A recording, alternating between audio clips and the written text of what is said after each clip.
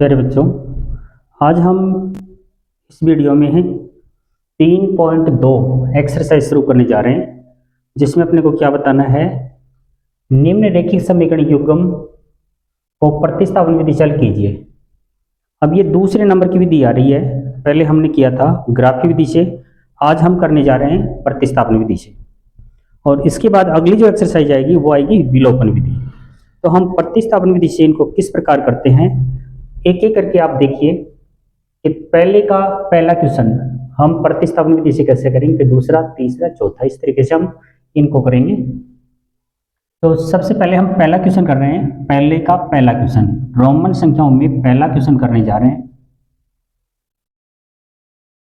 देखिए,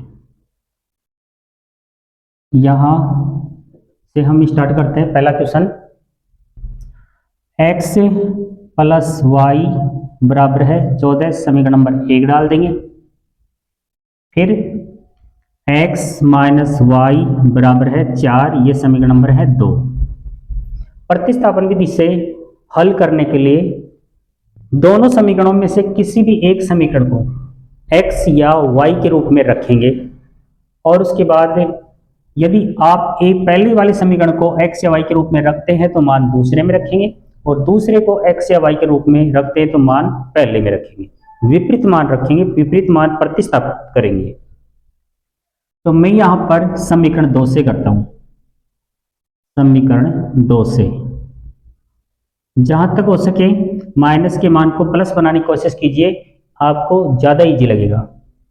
तो मैं इसमें समीकरण 2 से कर रहा हूं। तो मैं इसको x के रूप में लिख रहा हूं, क्योंकि x बराबर, यानी 2 में x बराबर लिखते हैं तो ये आगे है 4 पहले से, माइनस का y आगे जाएगा, प्लस का y हो जाएगा। अब हम इसके समीकरण नंबर लगा देते हैं 3। अब हम इसके बाद में x का मान समीकरण 1 में रखेंगे। हमने 2 को सरल किया, मान रखेंगे 1 में। यहां लिख देंगे x का मान समीकरण 1 में रखने पर, 1 में रखने पर हम रखते हैं। आपको x की जगह 4 प्लस वाई रखना है, तो ये है x की जगह हम रखेंगे 4 प्लस वाई, तो ये हो जाएगा 4 प्लस वाई, और फिर y आगे चल रहा है पहले से y, और बराबर, और ये है 14। इस प्रकार प्रतिस्थापित कर देंगे। हम मान रख देंगे x की जगह 4 प्लस वाई यहाँ रखा, प्लस वाई चल रहा है, बराबर ये 14। इस तरीके से हम इसको रख देंगे। y को जोड़ेंगे तो 2y बन जाएगा, आगे 14 है, 4 आगे जाएगा -4। जब हम इसको y बराबर लिखेंगे, इनकी बाकी निकालने पर आ जाएगा 10, और बट्टे में आएगा 2, तो y बराबर आ जाएगा इसमें 5, यानी एक आंसर यहाँ पर y का मान हो गया 5। उसके बाद y का मान समीकरण 3 में रख लेंगे, क्योंकि x के रूप में इसको रखा जा चुका था, इसलिए समीकरण 3 में रखेंगे। तो अब यहाँ लिख देते हैं y का मान समीकरण 3 में रखने पर, 3 में रखने पर, यहाँ x है, ये x बराबर 4 प्लस y का मान है 5, तो यहाँ पर 5 रखेंगे, तो ये हो जाएगा x बराबर कितना, 9। तो हमारा उत्तर आया यहाँ पर x बराबर आया 9, और y बराबर हमारा आंसर आ गया 5। ये आंसर है। तो फर्स्ट वाला क्वेश्चन, पहले का पहला क्वेश्चन इस प्रकार कंप्लीट होगा। इसके बाद हम इस साइड में करते हैं दूसरे वाला। पहला क्वेश्चन यहाँ कंप्लीट है, दूसरा क्वेश्चन करते हैं। रोमन संख्या में दूसरा क्वेश्चन है, यहां से इसका हल स्टार्ट है। इसमें है s माइनस टी बराबर 3, ये समीकरण नंबर 1।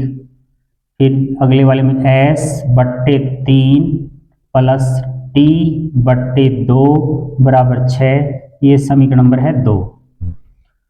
अब यहाँ पर इजी समीकरण की बात करें तो इजी समीकरण लग रहा है पहला, तो समीकरण 1 से करते हैं। समीकरण 1 से जो भी इजी लगे उसी से आप कर लीजिए। समीकरण 1 से इसको s के बराबर ले लेते हैं, तो s बराबर 3 माइनस का टी आगे जाकर के प्लस टी बन जाएगा, प्लस टी। और यहाँ पर इसी तरीके से समीकरण नंबर 3 लगा देंगे। जैसे हमने इसको सोल्व किया था उसी तरीके से इसको सोल्व करेंगे, केवल मान इसमें भिन्न में बट्टे में चल रहा है, बाकी तरीका यही है, इसी तरीके से हम करते चले जाएंगे।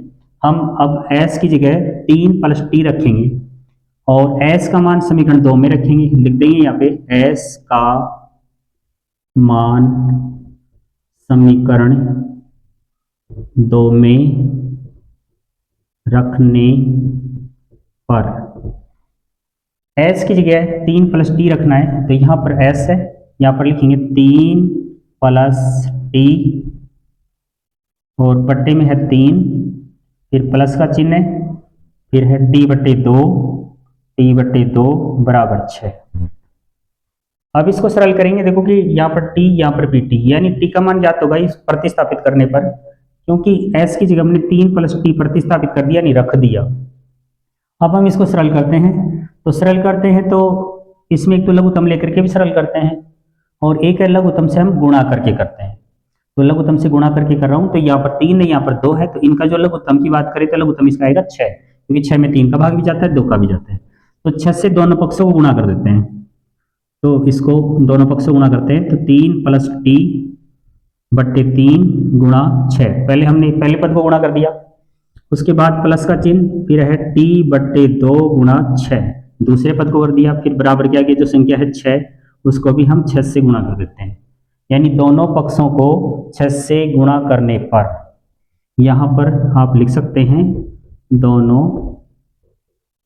पक्षों को 6 से गुणा करने पर, यानी 6 से गुणा कर दिया इसको।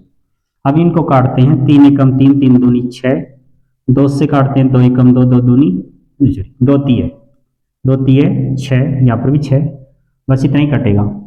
2 को अब हम 3 प्लस टी से गुणा करते हैं, तो पहले 2 को 3 से करेंगे तो 6 आ जाएगा, फिर 2 को टी से करेंगे तो 2 टी आ जाएगा, फिर प्लस इधर 3 को टी से करेंगे तो 3 टी हो जाएगा, और 6 को 6 से गुणा करेंगे तो 36 हो जाएगा। 2 टी प्लस 3 टी, इनको जोड़ेंगे 5 टी बन जाएगा, आगे है 36, 6 आगे जाएगा, माइनस के 6 हो जाएंगे। अब हम इसको t बराबर लेते हैं, तो 36 में 6 निकालेंगे 30 बचेगा इधर, और ये चला जाएगा गुणा में है तो बट्टे में जाएगा, बट्टे में 5, तो हमारे पास t का मान मिला 5 6 30 यानी 6। t का मान यहाँ पर 6 आ चुका है। अब t का मान समीकरण 3 में रखते हैं, अब यहाँ लिखेंगे t का मान समीकरण 3 में रखने पर रख देंगे, तो यहाँ s का मान प्राप्त हो जाएगा हमें, s बराबर 3 प्लस t की जगह अपने को रखना है 6, तो s का मान अपने को मिल गया 9। तो हमारा उत्तर आया कि s का मान तो यहाँ पर आ गया, s का मान हमारे पास आया 9 और t का मान हमारे पास आया 6, ये दोनों आंसर है। तो हमने पहला और दूसरा, यानी पहले का पहला कंप्लीट कर लिया है और दूसरा कर लिया है। अब हम करने जा रहे हैं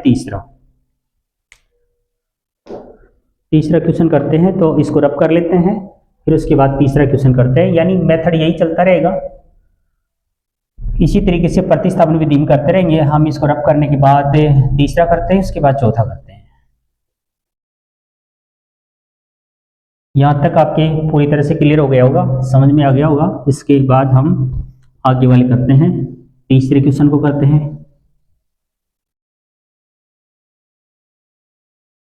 अब यहाँ पर तीसरे क्वेश्चन में देखते हैं, तो तीसरा क्वेश्चन यहाँ देखते हैं, देखो यहाँ पर 3x है माइनस वाई और ये बराबर क्या गया 3, तो यहाँ पर हो गया 9x माइनस 3y बराबर 9, यानी दोनों पक्षों में 3 का भाग दे दे तो ऊपर वाला सेम समीकरण बन जाएगा। वो देखने से मालूम पड़ रहा है कि ये दोनों समीकरण एक ही हैं, और जब दोनों समीकरण एक ही हैं तो ऐसी कंडीशन में, ऐसी स्थिति में अनंत हल होते हैं, यानी इसके अपरिमित रूप से अनेक हल हैं। आपको वैसे मालूम नहीं पड़ेगा कि किस तरीके से, आप देखने से पता चल जाएगा कि ये दोनों समीकरण एक, दोनों पक्षों को 3 से गुणा करके देखिए, पता चल जाएगा। और यदि आपको मालूम नहीं पड़ता है तो आप सरल करेंगे, और इसको सरल करेंगे तो क्या होगा कि दोनों पक्ष इसमें बराबर आ जाएंगे। बराबर आते ही आप सोच लीजिए कि दोनों पक्ष बराबर आने का मतलब इसके अनेक हल है, यानी दोनों समीकरण बराबर हैं, इक्वल हैं। तो मैं इसको सरल करके आपको बताता हूँ कि दोनों साइड इसमें बराबर आएगी। लास्ट में आप बराबर आने की बात कह सकते हैं कि अतः समीकरण के अपरिमित रूप से अनेक हल है या अनंत हल है। तो हम सरल करने जा रहे हैं इसको, तीसरे क्वेश्चन को। तो तीसरा क्वेश्चन है अपने पास 3x माइनस वाई बराबर 3। समीकरण नंबर जैसे हमने मेथड वही अपनाएंगे, उसी तरीके से करते जा रहे हैं। एक्स या वाई के रूप में रखेंगे, पक्ष दोनों बराबर आएंगे। बराबर का मतलब दोनों पक्ष, दोनों समीकरण एक ही है। तो इसके नंबर 1 डाल दिया और इसके ले लेते हैं 9x माइनस 3y और बराबर 9। ये समीकरण नंबर 2 है। अब हम समीकरण 1 को सरल कर लेते हैं, वो इजी दिख रहा है। तो समीकरण 1 से वही टाइप लगा लेते हैं समीकरण 1 से। अब यदि मैं इसको y के बराबर लिखता हूं तो बट्टे में माइनस का 1 जाएगा, क्योंकि माइनस का चिन्ह है। तो मैं इसको x के बराबर लिख देता हूं। तो x बराबर लेते हैं, तो यहाँ पर x बराबर लेते हैं तो माइनस का y 3 पहले से है और माइनस का y आगे जाकर के प्लस का y बन जाएगा, और 3 इसके साथ गुणा में है तो ये चला जाएगा बट्टे में। और यहाँ पर हम लगा सकते हैं समीकरण नंबर 3, टाइप वही कर रहे हैं। अब उसके बाद x का मान समीकरण 2 में रखते हैं, लिखेंगे x का मान समीकरण 2 में रखने पर रखते हैं। तो ये हो जाएगा 9x की जगह लिखा जाएगा यहाँ 3 प्लस वाई बट्टे में 3 है और फिर माइनस 3y बराबर चल रहा है 9। आप इसको काट लीजिए, 3 से कटेगा 3 3 9, 3 को 3 से गुणा करेंगे तो ये हो गया 9, 3 को प्लस y से करेंगे प्लस 3y हो जाएगा, आगे चल रहा है माइनस 3y और इधर है 9। ये प्लस के 3y, ये माइनस के 3y, ये कट गए प्लस माइनस, इधर भी 9 बच रहा है, इधर भी 9 बच रहा है। देखो दोनों पक्षों में मान बराबर आ चुका है। तो इसका मतलब ये है कि दोनों समीकरण एक ही है। तो आप इसमें इस कंडीशन में लिखेंगे अतः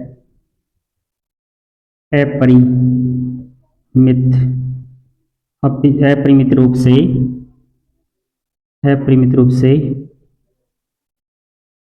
अनेक हल हैं या अनंत हल है, यानी दोनों समीकरण एक ही हैं इसलिए इनके अनेक हल होंगे। इसको इस टाइप में हल करना है। अब हम चौथे क्वेश्चन को करते हैं। इस क्वेश्चन को इतना ही किया जाएगा, इसके बाद हम करते हैं चौथा क्वेश्चन। पहले का यहाँ चौथा क्वेश्चन करने जा रहे हैं। देखिए पहले का चौथा क्वेश्चन है 0.2x प्लस 0.3y बराबर 1.3। यहाँ पर दशमलव के बाद एक एक अंक है। अंकों में यदि देखा जाए तो अंकों में दशमलव के बाद एक अंक है, इसमें भी एक अंक है, इसमें भी एक अंक है, यानी दोनों पक्षों को जब हम 10 से गुणा करेंगे तो इनका पॉइंट हट जाएगा। जैसे मैं आपको समझा दूं कि 0.2 है और इसको जब आप 10 से गुणा करेंगे तो केवल मात्र 2 आएगा, यानी 10 दूनी 20, ये 20 लिख दिए। एक दशमलव के बाद एक अंक है, एक अंक इनके दशमलव लगाएंगे तो यहाँ सिर्फ 2 रहेगा, पॉइंट के बाद में 0 की कोई वैल्यू है नहीं, तो यहाँ केवल 2 आएगा। तो यानी इसमें दशमलव के बाद एक अंक होने पर 10 से गुणा करते हैं दोनों पक्षों को तो यहाँ से पॉइंट हट जाएगा। तो दशमलव के बाद यदि 2 अंक होते हैं तो 100 से गुणा करते हैं, 3 अंक होते हैं तो 1000 से गुणा करते हैं, तो इनका पॉइंट हट जाएगा। तो यहाँ पर पॉइंट हटाने के लिए आप एक ये चिन्ह लगा दीजिए और यहाँ से पॉइंट हटा दीजिए, या का चिन्ह लगा दो। ये तो 2x बन जाएगा, ये 3y बन जाएगा और ये 13 बन जाएगा। इसके लगा दो समीकरण नंबर 1। दूसरे समीकरण को लेते हैं 0.4x प्लस 0.5y और बराबर है 2.3। अब दशमलव के बाद में इनमें भी एक ही अंक है तो इसमें भी आप ये या का चिन्ह लगा दो और पॉइंट हटा सकते हो, क्योंकि 10 से गुणा करने से पॉइंट हटता है। तो इसकी इनके मान सेम ही रहते हैं। ये तो हो जाएगा 4x, यह आ जाएगा 5y और यह आ जाएगा 23। ये समीकरण नंबर बन गया 2। अब आप आराम से इजी तरीके से सरल कर लीजिए, जिस तरीके से शेष 2 क्वेश्चन किए हैं। इनको भी मेथड तो वही लगाया, लेकिन इसमें क्या आ गया, इक्वल आ गया, बस बराबर आ गई। और बाकी तरीका उसी तरीके से अपन करेंगे, मेथड वो का वही है। जैसे मैं समीकरण 1 से सरल कर लेता हूँ, 1 से करो 2 से करो वो आपकी इच्छा है। समीकरण 1 से वाई के बराबर लिख लो, एक्स के बराबर लिख लो, वैल्यू उत्तर वही आएंगे। तो मैं इसको वाई के बराबर लिख के कर देता हूँ। वाई बराबर, जैसे वाई बराबर करता हूँ तो 13 है आगे, ये 13 आगे वाले लिख दिए गए, 2x आगे जाएंगे, माइनस के 2x हो जाएंगे, बट्टे में 3 चल रहा है, तो गुणा में y के साथ 3 है, तो ये चला जाएगा बट्टे में, बट्टे में 3। यहां पर लगा दीजिए समीकरण नंबर 3। अब आप y का मान समीकरण 2 में रखेंगे, 1 में नहीं रखेंगे, 2 में रखना है। अब आप लिखेंगे y का मान समीकरण 2 में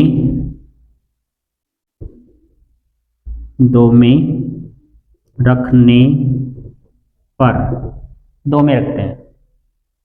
तो देखिए 2 में रखते हैं तो यहां पर ये 4x है प्लस 5y, चलिए 5 लिखने के बाद में y का मान अपने को रखना है, तो यहां पर मैं ब्रैकेट ले लेता हूं और ब्रैकेट में ये रखा जाएगा क्योंकि इसमें पद तो एक ही है लेकिन बट्टे में चल रहा है, तो आप ब्रैकेट में ले लीजिए।